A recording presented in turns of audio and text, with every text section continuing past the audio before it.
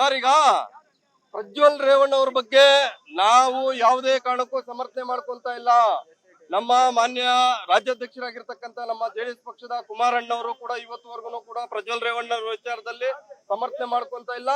ಯಾವುದೇ ನಾಯಕರು ಕೂಡ ನಾವು ಸಮರ್ಥನೆ ಮಾಡ್ಕೊಂತ ಇಲ್ಲ ಇವತ್ತುವರೆಗೂ. ಯಾಕಂದ್ರೆ ಕುಮಾರಣ್ಣವ್ರು ಹೇಳಿದ್ರೆ ಉಪ್ಪು ತಿಂದವ್ರು ನೀರು ಕುಡಿಲೇಬೇಕು ಅಂತ ಹೇಳ್ಬಿಟ್ಟು. ಹಾಗಾಗಿ ಒಂದು ವೇಳೆ ಯಾಕಂದ್ರೆ ಈಗ ಅವ್ರ ಮೇಲೆ ಪ್ರಜ್ವಲ್ ರೇವಣ್ಣ ಅವ್ರ ಮೇಲೆ ಆರೋಪ ಬಂದಿದೆ.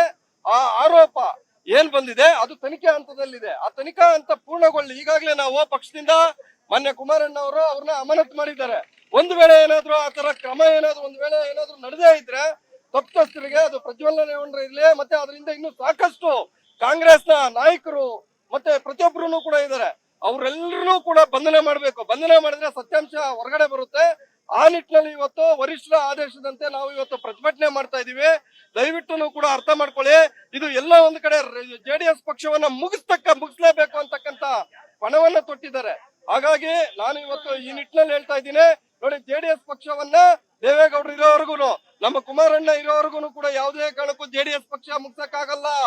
ಈ ರೀತಿ ಅನ್ಯ ಪಕ್ಷಗಳು ಕಾಂಗ್ರೆಸ್ ಇರ್ಬೋದು, ಮತ್ತೊಂದು ಪಕ್ಷ ಇರ್ಬೋದು, ಜೆಡಿಎಸ್ ಪಕ್ಷನ ಮುಗ್ಸಕ್ ಹೋಗಿ ಇವತ್ತು ಅವರೇ ಮಣ್ಣು ಮುಕ್ಕಿರ್ತಕ್ಕಂತ ಉದಾಹರಣೆ ಇದೆ.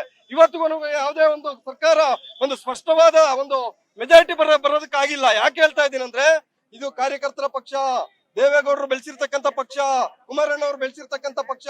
ಹಾಗಾಗಿ ಇವತ್ತು ನಾವು ಸರ್ಕಾರಕ್ಕೆ ಆಗ್ರಹ ಮಾಡ್ತಾ ಇದೀವಿ, ದಯವಿಟ್ಟು ಕೂಡ SIT ತನಿಖೆ ಬೇಡ, ತಾವು ದಯವಿಟ್ಟು ನ್ಯಾಯಾಂಗ ತನಿಖೆ ಆಗ್ಲಿ ಅಥವಾ CBI ತನಿಖೆ ಆಗ್ಲಿ ನೀವು ಮಾಡಿ.